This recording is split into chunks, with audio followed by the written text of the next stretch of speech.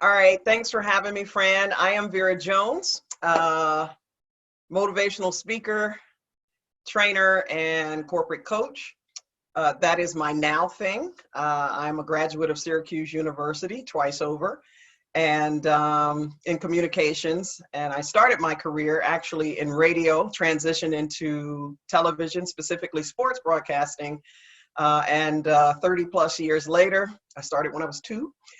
30 plus years later, I'm still running my mouth professionally and get so much reward out of being able to give back and help people. So I spend a lot of time in conflict resolution, helping people play nice together at work. That's my elevator speech. So Syracuse grad and twice over, and why broadcasting? Of all the things you could have done, why broadcasting?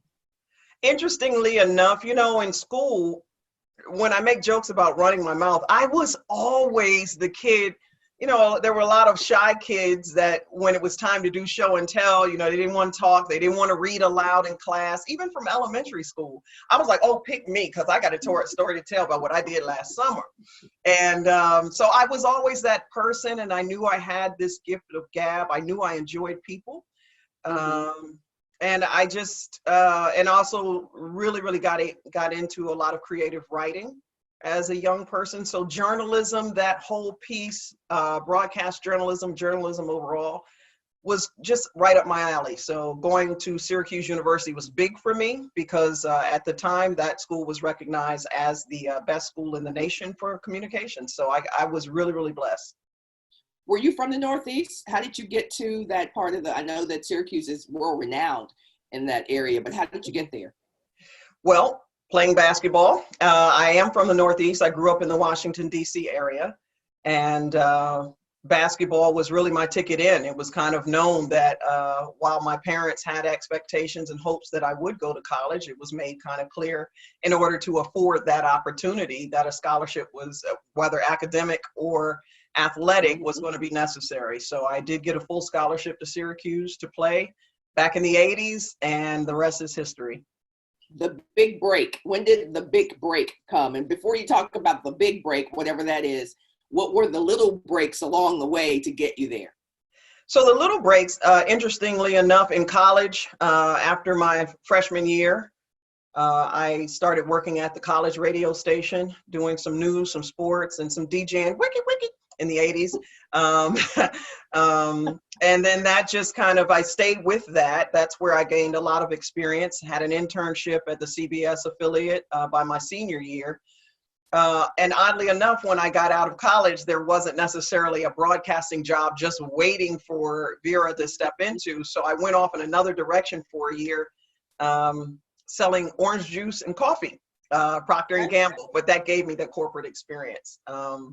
The big break came really just my first big break in radio professionally. Once I got the taste of I can do this and I actually get a small little teeny weeny paycheck for it, I knew that there was no turning back. So I went back, got my master's degree, and while there I started working at another radio station and stayed in radio for the most part, every genre, urban, contemporary, rock, country. In fact, the biggest award I ever won was as a country radio DJ. We'll talk about that later. And while working actually at an urban contemporary station in Port St. Lucie, Florida, I had been shopping my tapes. And then my coach from Syracuse actually shopped my tape to ESPN. I had been rejected from ESPN previously. She shopped the tape 4 years earlier. I sent it in. They were like, very nice. Sent it back and said I was too young and I needed more experience. So 4 years later, my coach happened to be in the position and just said, hey, I sent them one of your tapes. And the rest was history. I got a big break in 1997. And stayed with ESPN, freelancing pretty much at all levels, whether it was reporting, NCAA, WNBA, and then of course 3 years on the desk with Robin Roberts was the big break, was my dream come true. So I will say in 2000, when I got that opportunity to work alongside Robin Roberts, that was it. That was it for me. Dick Vitale, I got to go in his office and sit there and just look around and have him scream at me. So ESPN was the big break, and fond memories, definitely. Vera, a lot of people don't. First of all, I didn't know that you worked with Procter & Gamble. So did I. What did you sell at P&G? Oh, Folgers coffee and Citrus Hill orange juice. I was a Crest and Scope and Pepto-Bismol girl. Oh, yeah, I envied that. You had the good stuff. But the coffee was the coffee perks. Yeah, totally. So that's a crazy similarity. But a lot of people don't know that back when we started in broadcasting, especially at the national level, there were only a couple of places you could go. It was hyper competitive. So to get on ESPN meant that they had gotten thousands of tapes, because that's what we did, children. Back then we sent tapes. Yeah. Thousands of tapes. And really, I think about that, comparing that to now, a side-by-side comparison of now, thousands of cable channels, hundreds of sports channels or whatever. So I want people to really understand what it took, even the rejection that we got early in our careers. And then 3 or 4 years later, getting the gig was still you beat out thousands of people who were in markets, had big time agents and all that. So people need to understand what the hustle was like back in the late 90s to be on television. So you get your big break, you start calling games for ESPN. What was a high? A high? I know we talked about Robin, but I mean in calling games, what was a high for you of being in that career during that time? For whatever reason, no, I got a better one. Well, there's a couple of them that stand out, but I'm going to go with the really, really good one. Well, I'm going to go with both. The first was just interviewing Pat Summitt. I had long just admired Pat Summitt, and just sitting down and talking to her and really, really understanding who she was. That was a big, big thing for me. I still remember that moment and miss her dearly in spirit. But the biggest one was in 2002. I got abused as I was on the desk at this point. ESPN Road to the Final Four. And naturally, they put you on the spot and they want you to pick who's going to win. You know, as an analyst, that's your job, is to have every other team that you don't pick hate you. That's part of your job, right? And so we get to the Final Four, and I actually picked Notre Dame to win. And no one was picking Notre Dame. I can't even remember. I believe it was Purdue. No. Yes, I think so. Anyway, no one was picking Notre Dame. And so I picked the underdog on national television, and they won the thing. And that was in 2002. Yes. And I remember Niele Ivey getting her whole team to come over, and the entire team is, as I'm sitting there in the arena, starts chanting after they won, Vera, Vera. And literally, you know, they were interviewed and they said, well, Vera was the only one that picked us to win. And I just remember that as my big moment. It was great to see Muffet McGraw get that win, the underdogs pull it off, and just to feel like I had actually done something right for a change. That is very cool. You know what's interesting, and you have to tell me if you had this experience. I didn't realize until we got on television how sensitive people were to you picking them or not picking them, mentioning them or not mentioning them. Vera, I'm not even kidding. Like, I had no idea how players and coaches felt about that. When the first time somebody said, oh, Fran, blah, blah, blah, picked us to blah, blah, blah, and I was like, yeah, you know what I mean? Like, it was like, yeah, I did. Or one time I didn't mention a top 5 team. I will not call any names. That coach was on ESPN at the desk with someone the next day and said, yeah, I mean, we've got these experts, these commentators. They didn't even mention us. And I was just like, you're so-and-so, so-and-so. Why do you care? But why do you care? Yeah.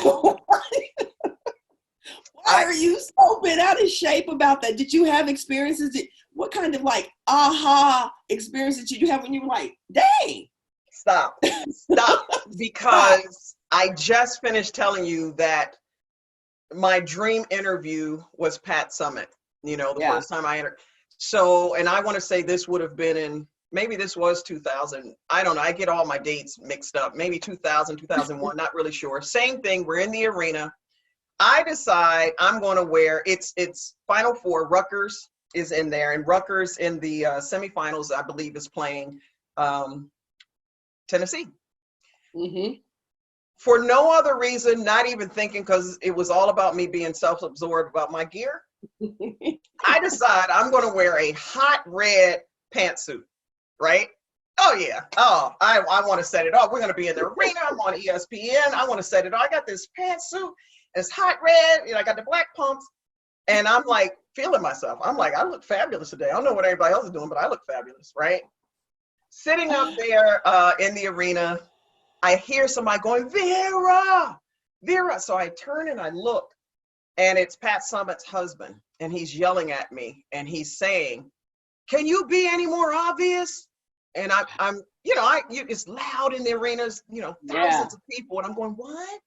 Can you be any more obvious?" And I was like, "What are you talking about?" And he was like, "You wore red. Can you be any more obvious? You're pulling for Rutgers." And I'm like, it didn't even occur to me. Never. I just love the color red. And I just thought I looked hot in red. So from that day on, I learned that not only do you get in trouble if you don't mention people, you get in trouble if you wear the wrong colors. Yes. It was a crazy world, but it was crazy not just when we were on headsets. It was a crazy world behind the scenes. It was a crazy world if you were a woman, if you were a Black person, if you went to certain schools. You got to share some war stories about, first of all, let's talk about hair, because women, it's all about what I look like, what my lashes doing, what my gloss doing, right? So as Black women, it's no secret that our hair tends to have its own talk show. We know that people want to talk about our hair, and there are challenges and blessings with our hair. But did you have any circumstances where the hair became an issue? I don't even know why you went there. I'm already rocking the afro today, right? I don't even know why you went there. However, I've always had short hair, always. I don't know, it's just like some curse to never let it grow all the way down here, get about here and stop. So I've never been I tried to rock the weave a couple of times, just to fit in. But I've always been I was so thankful for Anita Baker back in the day, because I think she made short hair right? And then Toni Braxton. But anyway, so I was so thankful for those ladies that came along. But yeah, I had short hair, and in its natural state, it is an afro. And, I have bad hair days on a regular. But I had a real bad introduction into understanding that, yes, people judge what you wear. They judge your hair, your makeup. And I'm like, but what about what I'm saying? Like, I'm saying some good stuff. And I didn't hear all that. I just saw that your hair was out of place, right? So I'm going to tell you, Fran, my best and worst story of the hair thing actually came at the Big Ten Network upon my couple of years ago. 2 years ago, we were at the Big Ten tournament, and Ohio State was practicing. And so the announcers are allowed, it's a closed practice, but the announcers are allowed in. And so there were a couple of ESPN announcers, and then maybe 3 or 4 of us from the Big Ten Network. We're all sitting over there at the table, and we're watching practice and everything. And 2-3 years ago, I started thinning in the top. And so when I would sit at the desk and I'd look down, you could see my scalp. And so they were like, this is not going to work. You're going to have to wear a wig. So I started wearing these wigs, and some of them good, some of them not so good. I wasn't a fan. They're hot. But anyway, I kind of bucked the system. I was like, do I have to? I was like, yeah, you look better. So we're sitting on the sidelines. I got on this wig. I think I got it down the hall somewhere, but I have on this wig. And we're at pregame practice. And so one of my colleagues, Elise, walks in. I'm sitting next to Lisa Byington, the play-by-play. And she walks in and she goes, you know how somebody taps you on the shoulder and you look real quick? Well, she taps me on my shoulder. She goes, hey, Vera. And as she's walking in. And so I go, and that wig flips right on off. I catch it because I'm still an athlete. I catch it midair, grab it, dive down underneath the table. At this point, Lisa Byington's crying. Christy Winter Scott's going, where's Vera? What happened? It's a mess. Some of the team is looking over. So I'm hiding underneath the table, trying to get the wig back on. When I come back up, it's like it's tilted, it's like asymmetric, but I got it on. Lisa Byington still can't breathe. We got to call paramedics for her, But literally the wig flies off my head. I get it back on. I have no idea what it looks like, and I'm a hot mess. And from that day forward, I said, as of next season, whatever it takes, I'm going natural. I'm not wearing this ever again. But people don't understand the African American woman's hair for a long time in its natural state or in braids. It's just not, it has not been approved. And so we go to great lengths to not being who we truly are, not being authentic. If you like to wear a wig or you like a weave, that's one thing. But when the hair as it grows out of your head is not acceptable, that's a problem. Yeah, absolutely. There are rules. There's legislation. We live in a world that legislation had to be passed to say, don't discriminate against these people, whoever they are, Black folks, whoever else. This is how the hair grows out of their head, people. Like, that is it. I'm not telling you, to this day, yesterday, someone said, oh, your hair is so, like, is that your hair? Like, my white friends are not dealing with this. Like, so was that your hair the other day? Or what, like, is that? Right. It's crazy. It's absolutely crazy. So you took a stand. Yeah. You said, this is what I'm doing. And what happened? What was the response to you saying, this is the skin I'm in, the hair I bear? Well, and you know what? In fairness, I consider myself a very confident person. In fairness, even I was questioning, is this professional enough? Am I professional enough? Will people judge me different? You know, I've been broadcasting for 30 years. And I'm still wondering, is it going to be good enough? You know, and I was accepted. I walked into in studio, our studio executive producer, actually vice president. He was awesome. He's an African American male. And I said, Q, I want your real opinion. Like, is this okay? And he was like, I don't see anything wrong with it. Wasn't quite, he was just like, I don't, what is it? And then I went into Sue's office, who is our remote executive producer, coordinating producer, and asked, and she was like, yeah, I think it looks great. She said, maybe some earrings or whatever, just to kind of bring out your face or whatever. And so I was battling back and forth really with an African American woman who only had my best interests. But our makeup artist, our stylist, was like, I'm not so sure some of the other white males are going to be okay with it. And let's face it, around that 50 age, there are a lot of young, long-haired, blue-eyed, 20-something-year-olds, and for whatever reason, that has been defined as what's beautiful and acceptable. Young, and I'm not a hater, but young and luxurious hair is in. Older and not quite as luxurious hair is not necessarily in. So, it is what it is. I love your story. I had an African-American young woman about 6 or 7 years ago who's breaking in. I was mentoring her, and she brought up her hair. She literally said exactly what you said, because she had short hair. She was coming out of a relaxer, perm or whatever. And she was like, I need to ask you something. Like, I'm struggling with the natural hair and the whatever. And I said, I'm going to give you my opinion. No one's ever said anything to me about my hair. That doesn't mean my hair hasn't been an issue for people. But you want to be natural, then be natural. I love it. I think it's great. But the moment you start thinking about it, my thing is the moment I start thinking about it, the moment I'm affected on air, because I'm not as confident as I would in anything. That's what I'm wearing. That's my hair. That's my makeup. That's whatever I go. So you got to figure out who you're going to be and what you're going to roll with. You might get some stuff. You might lose some stuff because of this. But if you want to be natural, then do it. Then do it. And she did. She did. And I was so happy because she was seriously struggling with it. Yeah. And I was like, wow. So though that's black. That's the black card. That's some of the stuff that we go through. What about the woman thing? Were you ever the subject, I should say, of any harassment during your career?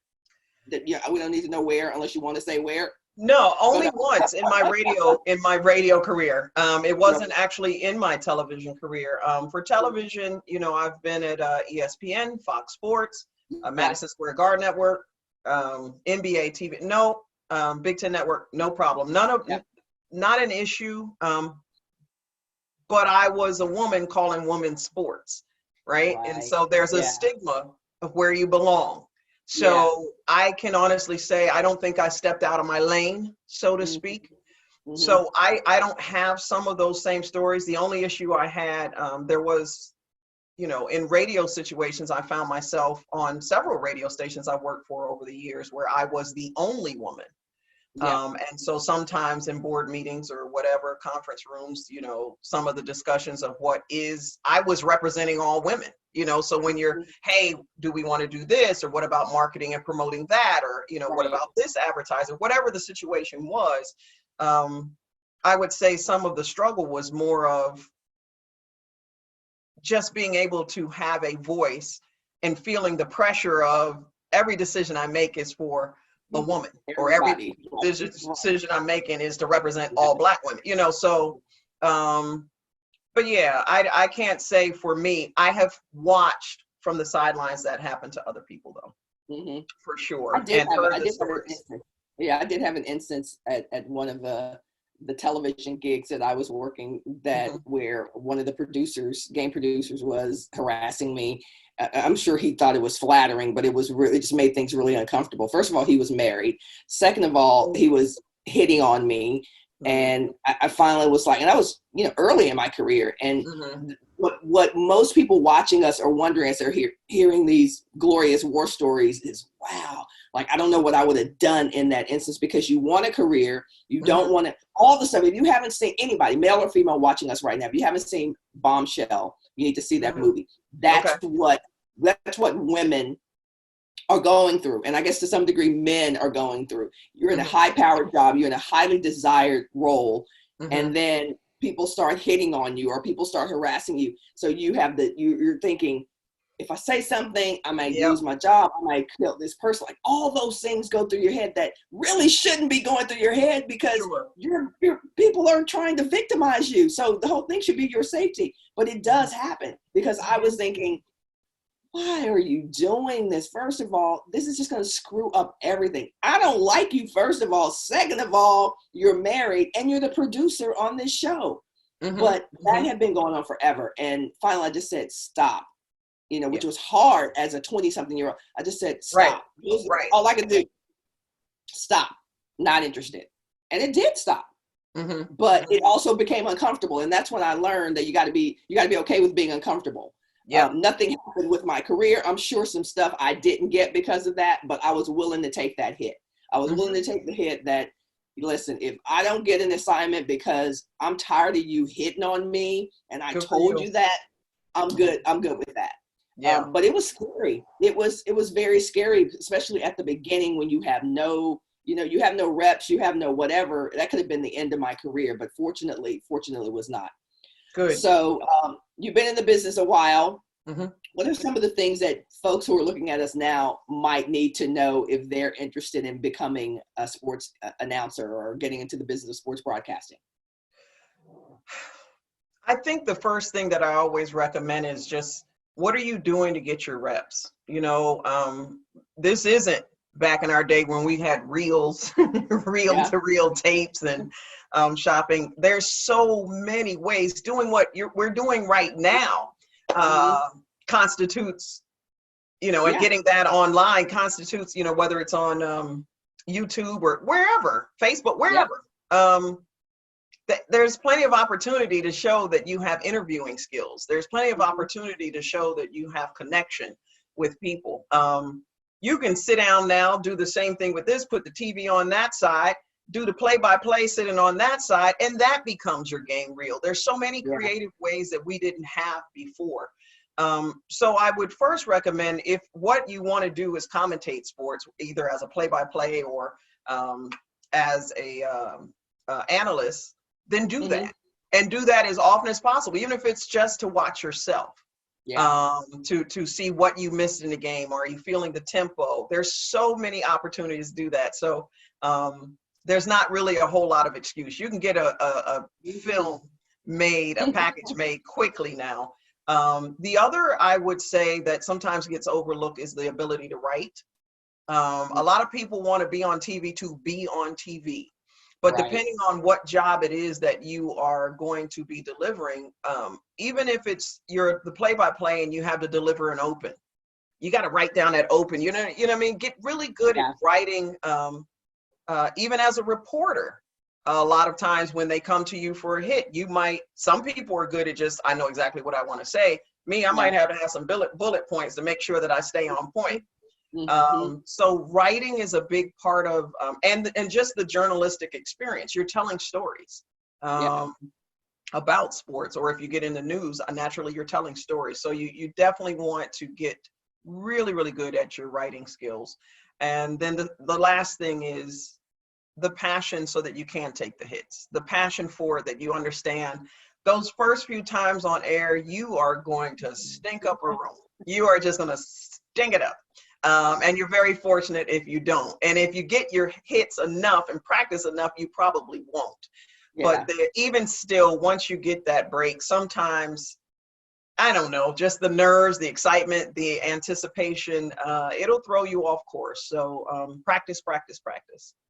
Yeah, I mean, you can be the most confident person in the world, and when that stage manager starts going in 3, 2, and you're like, 17 million people are watching me. Totally, that was totally me. Like, I was ready, and then that red light comes on, and then they point to you. You know, it's crazy, but it's Vera said, it's like the reps. It's just like anything else. The more you do, the better you become at it. The more you realize, you know what, that's just another person. That lens is just another person. Let me talk to this one person, and then it becomes a little less daunting. So Vera, one of the things that people, because there's so much competition, and for me, that's a very healthy word. Sometimes it's difficult for people to find their flow and their style. What I find interesting about you is that you had a traditional journalism, sports broadcasting background, and yet you had a unique style on air. How did that happen? I don't know any other way. Well, back in radio, we used to have to talk like this. And so I do know how to talk like this if I'm ever on the radio. Yeah. So, but that's how everybody had to talk on radio back in the 70s. Totally. Right? Yeah. But I didn't know. And so one of the best pieces of advice I did get, and I want to definitely give a shout out to Mo Davenport at ESPN. Love Mo. I remember talking to him, and he's the one that hired me and actually gave me that big break with Robin and Jay Billis and Nell Fortner on the desk. And he said to me one day, I guess on one of the breaks I was tight and stiff, and I learned that, you see how I'm doing this in my forehead, that when I'm serious, I look mad. And but I'm not mad. My face I'm focused. And he was like, the one thing I want you to do is I want you to smile. He said, you have a great smile. And he said, and your wit is what sets you apart. He said, I don't need you to be so serious. I need you to be you. He said, what set you apart in your audition was your sense of humor. He said, I appreciate it. Now, someone else came in and didn't appreciate it. So you also got to know who you're working for. It was totally like night and day. Nope, we need you to be more like this. But for him, he said, no one else can be you but you. And he said, so that's what I want you to do. He said, if you ever out there too, I'll reel you back in. I much rather you be out there and give me you, and give me your attention to detail, but also make it light and fun. It's not a funeral. It's a basketball game. And so that helped. And then another producer, Brian Sheriff, who I think you remember Brian, WNBA stuff, did a lot of WNBA production. He sat me down one day and said, and I'll never forget, I think I put this in books. He said, listening to you is like having a cup of coffee with your favorite sister. He said, he actually gave me this. It wasn't true, but he gave it to me. He said, you have more likability than Oprah. And then I was done. I was like, more likability? What? Than Oprah? But what he was trying to say is that personal connection was my style. And it was okay to be lighthearted and fun in good context, naturally. So over the years, like I said, I've run into other people that were just like, she's too much. She's doing too much.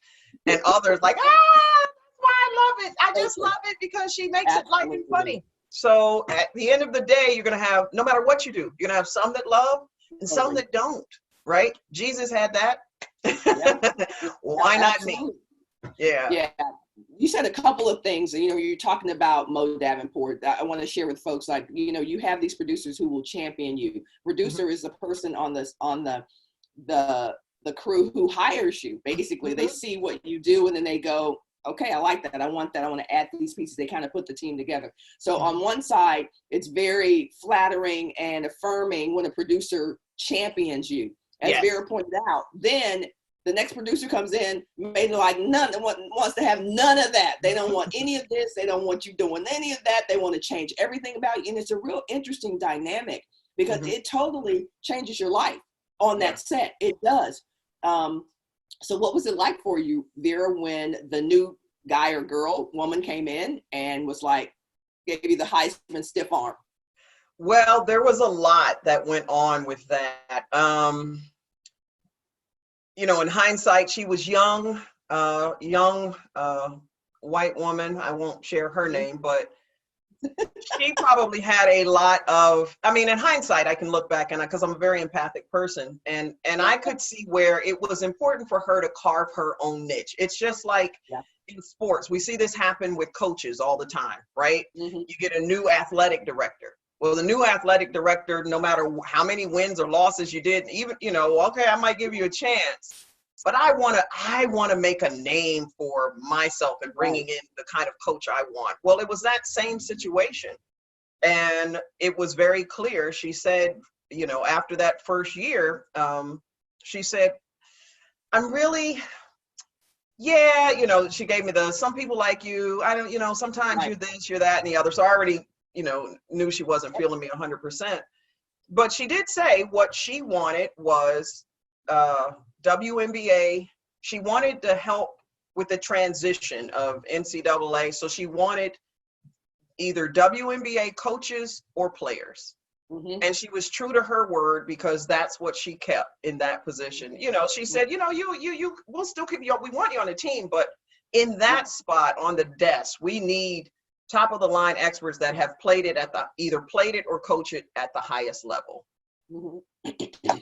And I was like, well, there's not much. At that point, I was 38 years old. I'm like, well, I can't go back now and play in the WNBA. Right? I tried. I ended up in the hospital with a hernia.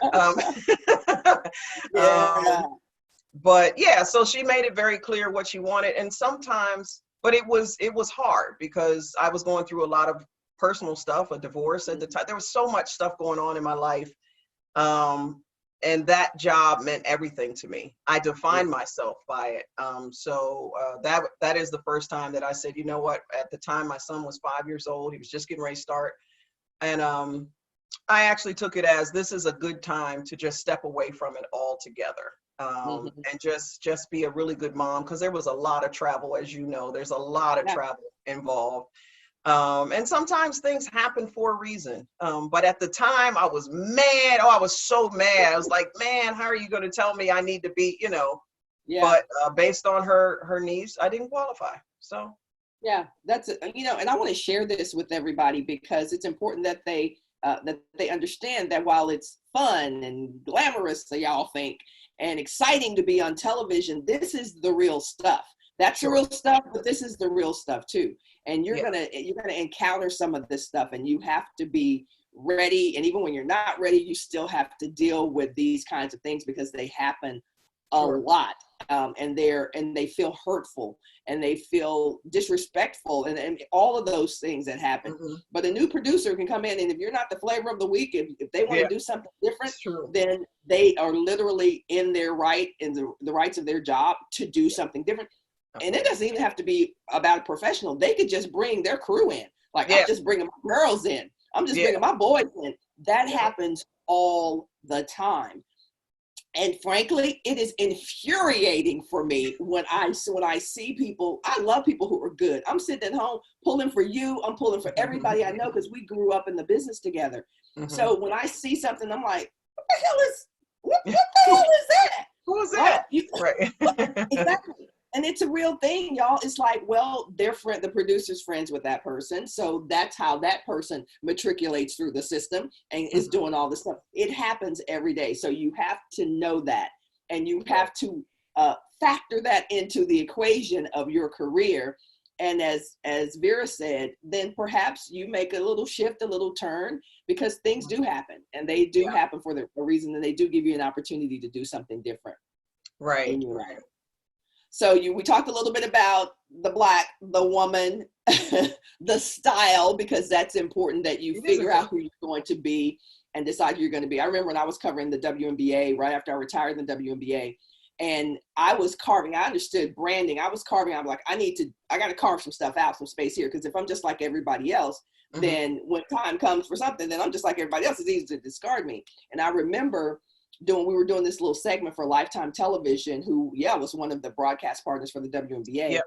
And they wanted the producer, who was a guy, wanted there to be this kind of banter, kind of the Skip and Shannon thing that you see on Disputed, or some kind of the Stephen A. Smith or whatever. Now, what I got to set the scene, because we will allow men to do that, meaning people will watch men fight and it's good TV. But when this producer wanted me and this person to go at it, I went in, Vera. I was like, listen, if the Houston Comets don't get it together, we're going to be saying Houston, right? And so, like you, some people love that, was like, yeah. And some people were like, oh my God. Didn't she play for the Houston Comets? How blasted would she say something like that? People were going off, man. And he was like, the producer, the guy came out, he was like, yes, that's what I'm talking about. But it was hard, because as women, we've been conditioned to care what people think about what we're doing. So I'm reading the boards, I'm hearing things, and I'm just like, and people are like, I can't believe she said that. I cannot believe she said that. She played for Houston. She won a ring in Houston. She blah, blah, blah, blah. They wanted us to play nice, Vera. They wanted us to be like, it's a little tea party. Yeah. So as we wrap up, let's talk about some of the challenges of just being you, having, being funny, throwing these things in there. What kind of feedback, good and negative, positive and negative, did you get about just embodying all that is you? Great question. And I think that is one of the reasons why I really, really love the Big Ten Network.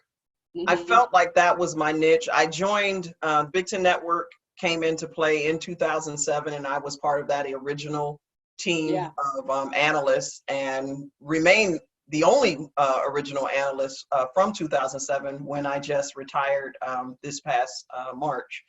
But I felt a sense of what they were trying to do. First of all, different from ESPN, and even though I did still do a game here or there for ESPN, and this was my home, the Big Ten Network, but I felt a sense of what I brought to the table was respected, whether it was the years of experience or the personality. And so that was just my niche. It's like anything else. It's a relationship. You can date someone and, I might think, oh, well, he's a nice guy, but I don't know, he wears high waters, not quite my style, whatever. It's just, but he's a good guy. Doesn't mean that network is bad. Doesn't mean that I'm bad. It's all about that fit. And when you're talking longevity, and that's what I was looking for. And so the Big Ten Network was that place for me that after having been in so many different places, it was a good place for me to, ride out. And unlike ESPN and Fox and some of the other big sports where you have to know all the teams of all the conferences, it was intimate in terms of my knowledge as well. I just really had to know the 12 to 14 teams that changed over the years that I was calling, and sometimes some of the non-conference games. But as I was getting older, it was easier for me to have that simplicity, so to speak, and to become more of an expert of a few teams rather than being seen as, so that was right for me, and it's the right fit. And, even there, sure, you have multiple producers, especially studio. They do things differently. Some want certain things than others, but overall, it was the relationship. And I think that's what it's about. I think when you're out there and you're hungry and you're getting started, you just take the job, but as you advance, it's like anything else. What you're really looking for is that longevity, that piece of relationship that can just, so I would say that the people you're working with and for, feel that out and know that you're working with people of good character, people whom you can trust, or at least you think you can. It's so important, because I hate to down a business that was so good to me for 30 years, but everybody wants your job, right? Yeah. Everybody wants your job. And there is some backstabbing that will take place. It's not just in broadcasting, but it certainly is, because there's so few of these bigger visibility positions. And so you do have to be with people you can trust.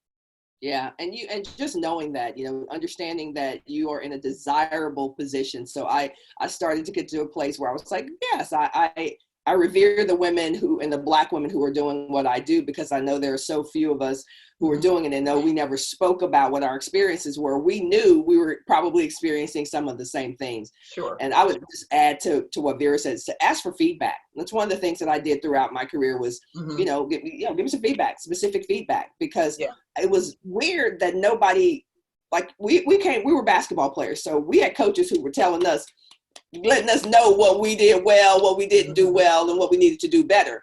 And sometimes it's not like that in television. Sometimes they just go, good show, everybody, and they move on to the next show. So take your career, manage your career, and own your career, and ask for feedback. Very specific feedback, and be able to understand that it's in the setting of doing the job. The producer is not on the air. And I so appreciated the producers who would say, listen, I'm not you. I'm not on the air. Let me just give you a little bit of feedback or whatever. And so that was always very, very valuable for me. But I will say this, when you were talking earlier about people giving you feedback, I did an informal poll, because I like doing informal polls. And so I asked all my guy friends about being in television. And they said, nobody ever tells me anything. Nobody ever tells me to do, really change anything that I'm doing. So when you were saying people were like, oh, you need to do this, I'm like, I bet they weren't telling guys that. Like, they may get feedback, but my informal poll revealed that producers are overproducing women. They're overproducing women, and and that's just the conditioning of our society. It's we need to fix y'all. We need to tell you what to do. We're authorities on how you need to do you better. So the other thing I would throw out is take the feedback, but you got to be building your chops, because you are going to get overproduced. You're going to get overproduced because women and men think they need to do things differently with women. And I think you're absolutely right, because I've been there too. But that's, again, it still goes back to me, for me, to a relationship. There were some producers who I absolutely welcomed and wanted that feedback. And then there were others where I never expected it. And, and then still others where you just figure, it's going to be negative no matter what happens. So, it's always a balance, but no matter what, you're absolutely right. Being able to get feedback. And I'm very thankful. Again, that's something that I found at the Big Ten Network. It was always honest and straightforward and, and fun, even. And so the feedback is good sometimes. But those times where it's, I always tell people, especially young people, when I'm mentoring or I'm talking about broadcasting from a consulting perspective, is you have to remember, it's not about being approved. It's always about being improved, because this business can eat you up if you're always focused on, I hope I'm good enough. I hope they like me. Take the feedback, no matter what it is. Find something that you can use, and if there's nothing you can use, then discard it. But if there's something, I remember in that same scenario, I was told at ESPN, I keep going back to that, is that I needed to tighten up my reporting skills. That, I like you here, but, you'd get a lot farther in your career if you were a better reporter. Yeah. At the time, I couldn't hear it because I was just annoyed. I was just like, no, you don't like me. You know what I mean? But the truth is, you didn't like me. But that was a good piece of that was a growth piece of information. Yeah. So I always held on to that, and I was like, yeah, I watched myself. I was like, yeah, that was a little long-winded on that question. So there Yeah. were things that I was able, and that's part of the maturity process. But if there were one other piece of advice, I would definitely say, understand criticism is about, you find what's constructive and only focus on how you can improve, not how you can be approved. Because if it's always about being approved, this business will eat you up. I love that. I love that. I will be using that and attributing that to you, but I absolutely love that, because the approval thing will kill you. It will absolutely ruin you.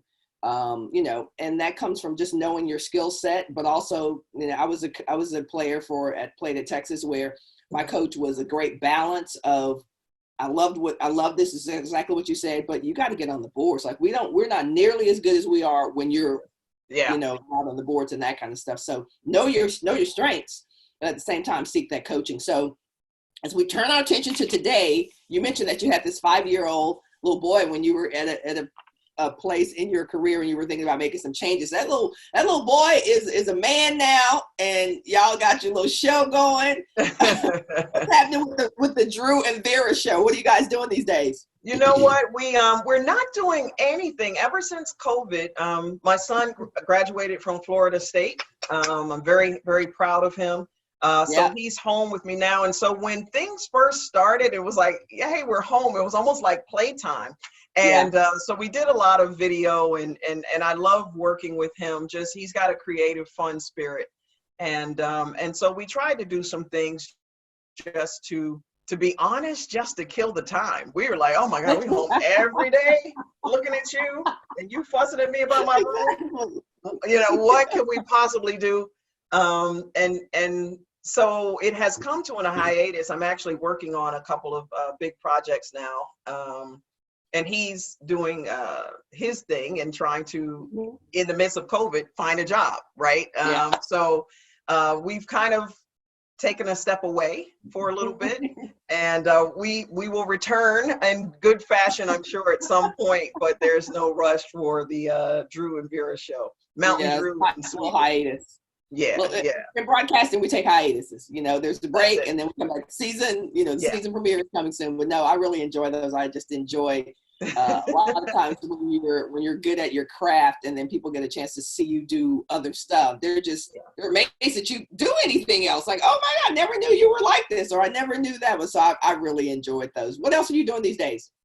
So, like I said, big projects. So one of the things COVID forced me to do is, as a speaker as well as a trainer, everything I do is in person, whether it's a conference room of 10, or an auditorium of 1,000. Everything I do is in person. And so that immediately, there were postponements and cancellations. And so I had a very full schedule ahead of me when I finished in March with the Big Ten Network. And I found myself going, holy smokes, now what? And so I had to take 90 to 120 days and just reposition myself business-wise, and just get on board with doing exactly what you're doing now. I had to get comfortable with, this is the way of the world. This is it. It's just like TV, but not so much, because as a speaker, especially an inspirational speaker, you need that feedback, right? You need that in studio, they're right there, feedback, something else to bounce off of. And so that's been different. And then getting all of the different training courses online. So that's something I'm working towards right now. And then I have a huge lifetime dream project that I'm working on. I just released, prior to, at the end of last year, I came out with my latest book. It's called Now I See, A Journey of Prophecy, Pain, and Purpose. Great. I've gotten some pretty good feedback on that, and now realize that story is bigger than a book. And without revealing everything, I'm taking it to a next level. So that story is going to inspire a lot of people, and I'm hoping that that comes off quickly. So we'll see. But I stay busy. That's great. That's fantastic. I can't wait to see what the next iteration is. The post-COVID-19 iteration. How can people connect with you if they want to work with you? Easiest place to find me is just remember theverajones.com. That's the easiest place, because once you go to the website, you can always click on the little icons to find me. But it's pretty much the Vera Jones on Instagram and Facebook, and Twitter, I think, is the same thing. Otherwise, it's just Vera Jones. Sounds good. Best piece of advice you got from someone that you can send folks off with. Oh, so much good advice. You caught me out there. Favorite quote? Yeah. I'll go with that, because that's advice too. Your passion is waiting for your courage to catch up. Ooh. There's a lot of people out there that are hungry to do more, be more, and we're so afraid. We're just so afraid to step out of our comfort zone to be what God called us to be. And so I would challenge anybody that's listening that if it's there and every day you wake up and you're thinking, man, I wanted to start that business. I really wanted to break into broadcast. Do it before you are old and your hair starts thinning and they make you wear a wig. She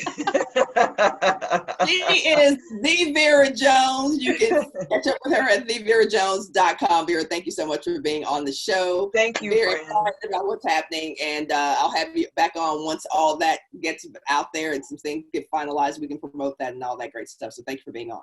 I love it. I love what you're doing. Keep it up. Thank you.